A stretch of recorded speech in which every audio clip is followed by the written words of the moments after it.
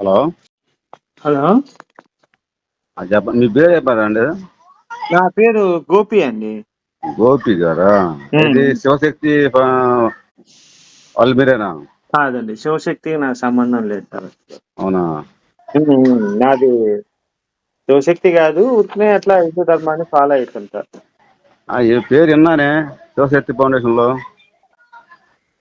శివశక్తికి నాకు ఏం సంబంధం లేదండి. అవునా? అంటే గోపి అంటే సార్ చాలా మంది ఉండొచ్చు కదండి. సరే, నేను నైట్ డ్యూటీ చేసి సెక్యూరిటీ గార్డ్ చేస్తాను. మీదే ఊరు? నాది హైదరాబాద్ అండి. హైదరాబాద్. ఎక్కడ హైదరాబాద్ లో? కుకట్పల్లి, జేఎన్టీయూసీ ప్రగతి నగర్ అంటారు కదా అది. కుకట్పల్లి. ప్రగతి. కుకట్పల్లి హౌసింగ్ బోర్డా? అవునండి, కేపీహెచ్బి అంటారు. Okay okay. చెప్పండి సరే, సార్. చెప్పండి. నేను నైట్ సాయంత్రం 7 తర్వాత చేస్తా ఫోన్ మీకు. అంటే బైబిల్ చదివారా సార్ మీరు, లేకపోతే ఊరికనే విశ్వాసంగా? బైబుల్ చదివాను నేను పక్కా క్రిస్టియన్స్. ఆది కాడ నుంచి ప్రకటన గ్రంథాలు చదివారు? 66 పుస్తకాలు? బైబుల్ మొత్తం చదవలేదు. 66 పుస్తకాలు చదవలేదు? లేదు. అంటే ఎన్ని సంవత్సరాలు అయిందండి బాప్టిజం తీసుకొని? లేదు సార్, బాప్టిజం తీసుకోలేదు నేను. అయ్యో, మరి బాప్టిజం నమ్మి మార్కు 16:16 ఉంది కదా సార్, నమ్మి బాప్టిజం పొందేవాడు రక్షించబడను, నమ్మని వాడిని శిక్ష విధించబడను అని. మరి మీరు ఎట్లా బాప్టిజం తీసుకోలేదు కాబట్టి? నమ్మినా నమ్మపోయినా నేను పక్కా క్రిస్టియన్స్ సార్. మనం బైబిల్ ప్రకారం బతకాలి కానీ మన ఇష్టం వచ్చినట్టు బతుకుతామంటే కుదరదు కదండి. నేను అనలేదే నేను ఇష్టం వచ్చిన బతుకుతానని. మరి నమ్మి బాప్టిజం పొందిన వాడు రక్షించబడును, బైబిలే చెప్పింది కదా. అవును సార్, నేను చెప్పేది వినరా? చెప్పండి. మీరు చెప్పింది కదా వినాలనా? అంటే బైబిల్లో ఉన్నది నేను చెప్పాను, నా సొంతంగా చెప్తే అప్పుడు మీరు వినక్కర్లేదు. దానికి బైబిల్ ఇప్పుడు అందరూ, ఇప్పుడు ఒక తండ్రికి పుట్టిన అందరు పిల్లలు అందరూ మనసత్తారు అలా ఉండవుగా.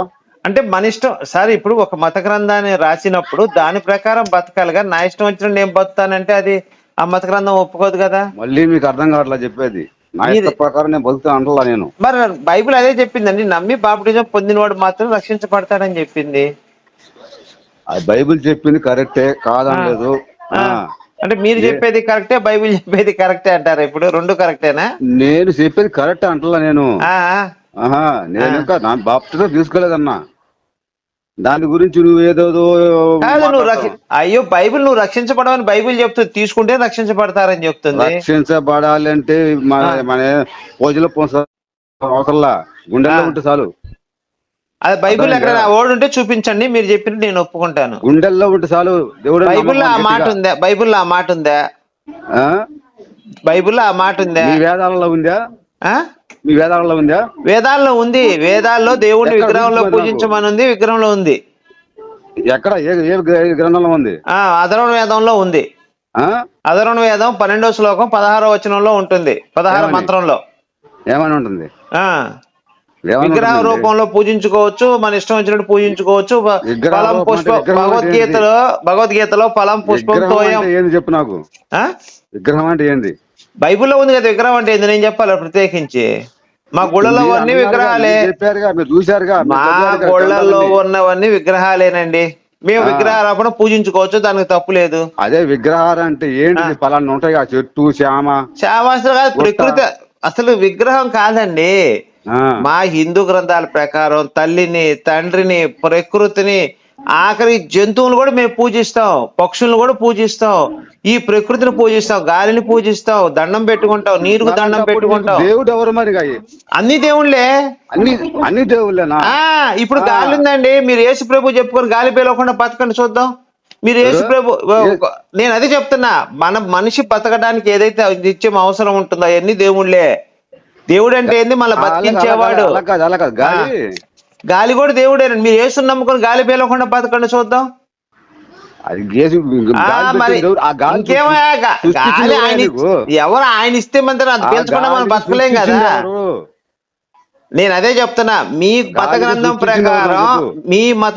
ప్రకారం అమ్మ మత గ్రంథం అనొద్దు మీరు. మత గ్రంథమే నీది మరి.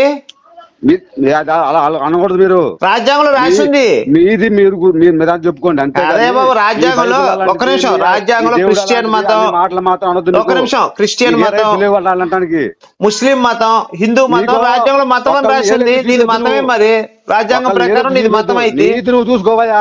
ఏం నాది చూసుకోవాలి? నీది నువ్వు చూసుకో. ఆ వాళ్ళిట్ట వీళ్ళిట్ట అని వాకరన్న అవసరం నీకు లేదు. బైబుల్లో రాసింది కదా. ఇప్పుడు బైబుల్లో సళ్ళు పిసుకోమని రాసింది. సరిగా మాట్లాడు నువ్వు. అరే బైబుల్లో ఉందిరా స్వామి, నేను చూపించమంటావా? సళ్ళు పిసుకొచ్చడం, సళ్ళు పిసికించుకోవటం అని నోట్లో పెట్టి అంగం పెట్టి చెక్కడం అని బైబుల్లో చూపించమంటావా? గుద్ద పూసుకొని సరిగా మాట్లాడు నువ్వు. అరే ఎరుపు లంచాడుగా బైబుల్లో ఉందిరా అంటే అమ్మ పిచ్చిరాబడిగా బైబుల్ చదువురా. పచ్చి పూలు తిట్టగా పరమగీతం చదివావా నువ్వు? కొత్తలోడా సరిగా మాట్లాడు నువ్వు. కొత్తలోడా అరే ఏసు తండ్రి పేరు చెప్పరా, ఇదంతా వద్దురా. అరే లౌడాగా నువ్వు ఏసు తండ్రి పేరు చెప్తే నేను ఫోన్ పెట్టేస్తా. అరే